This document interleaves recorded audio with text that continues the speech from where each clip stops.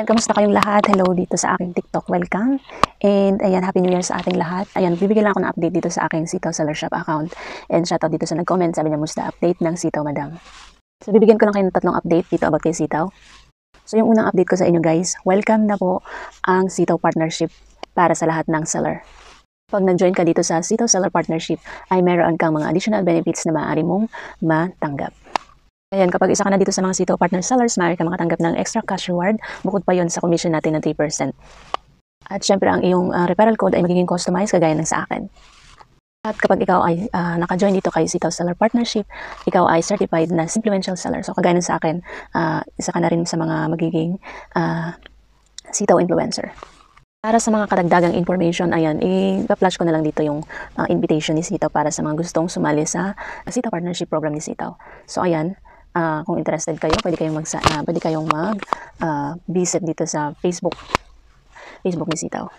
So yan yung pangalawang update ko sa inyo, si Sitaw po ay may bagong endorser. Siya po ay si Angel Guardian, 25 years old, isang Filipino, Palestinian, actress, model, and singer na rin siya. Siya ay isa sa mga GMA artist. So yan yung mga bagong updates natin dito kay Sitaw. And then yung pangatlong update ko sa inyo guys ay yung aking account. Ayan, so meron na akong prison money dito na 67,000.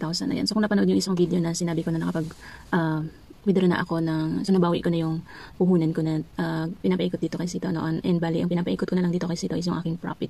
So ngayon nag-additional ako dahil meron akong siniset na goal na gusto kong ma-withdraw dito sa aking bagong current profit na target.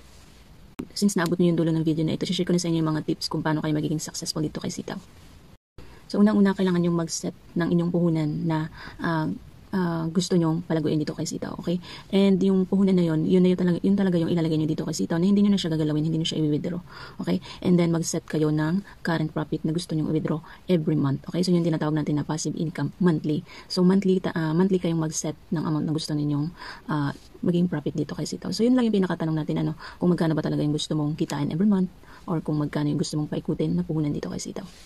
And yung pangalawang tips ko sa inyo kapag dumating na yung from pricing money ninyo and then wallet balance, so nyo kaagad i-withdraw, okay? So yun, iset nyo yung goal ninyo para sa profit every month. Okay, para nang sa ganun, namomonitor nyo yung paggalaw ng inyong mga pag-process ng mga orders dito kay Sitaw. And then sa mga nababasa ko na sa comment section, especially sa mga community na kapag nag-withdraw sila is matagal pumasok. Ayun guys, bibigyan ko kayo ng date kung kailan kayo pwedeng mag-withdraw. Okay, so Monday to Thursday, pwede kayo mag-withdraw ng umaga. Basta office day yun, may magpa-process. Mabilis yun makakapag-reflect sa inyong digital wallet or GCash or bank na gamit niyo online. And especially kung GCash, mabilis lang yun pumasok. Kung bago pa lang naman kayo na seller and nag-request kayo ng withdrawal, hintayin niyo munang ma-process yung inyong mga na-request na withdraw. Okay?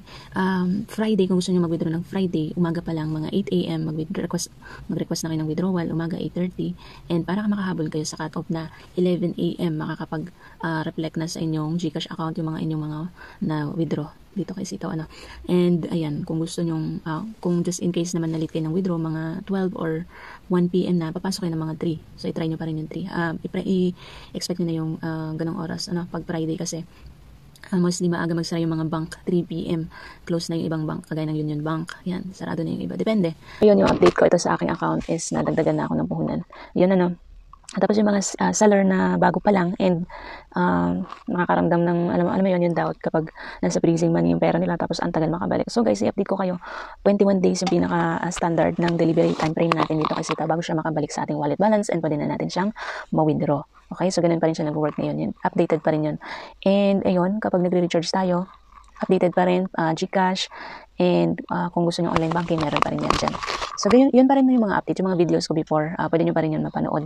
Same pa rin yun, yung mga pag-cash in, pag-withdraw, pag-actual process ng mga orders, pag-add ng products. So meron pa rin tayong 7% profit margin, 8, 10, at saka 12. So yun, meron pa rin tayong ganun na. Yun pa rin yung update dito kay Sitaw. And then, pagdating naman sa PR, so ganun pa rin yung update kay Sitaw, 55 pa rin yung nire-require niya para mapasa natin yung ating evaluation. 15 at saka 30th of the month yun. So, 2 beses.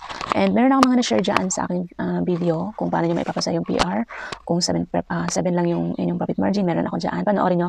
And then, i-follow nyo ako guys para every time na may bago akong upload about dito kay Sitaw, ayan, ma-notify kayo, okay? So, yun lang yung mga gusto kong i-remind dito sa mga lagi lang nag-a-update about kay Sitaw. Yun lang, yung message ko sa inyo guys, you will never know when you'll never try. Kung hindi nyo nasusubukan, puro lang kayo update, tas hindi pa naman kayo Sitaw seller. Ayan, napag-iiwanan na kayo guys, no? Instead na sinabayan niyo na sana kaming mga kumikita na dito kay Sitaw Seller, ayan, kumikita na rin sana kayo.